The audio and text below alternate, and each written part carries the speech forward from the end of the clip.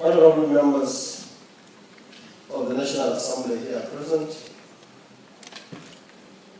members of this Honorable House,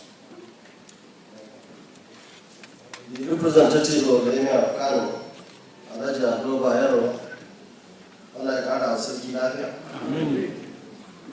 Secretary to the State Government, local government chairman, elders and members of our party, the APC,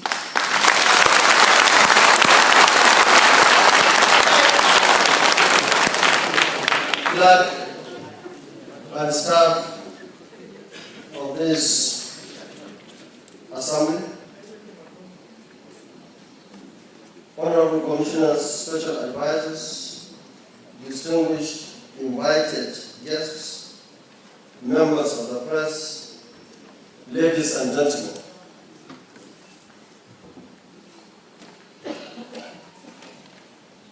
All praises are due to Allah, the most beneficent and the most merciful.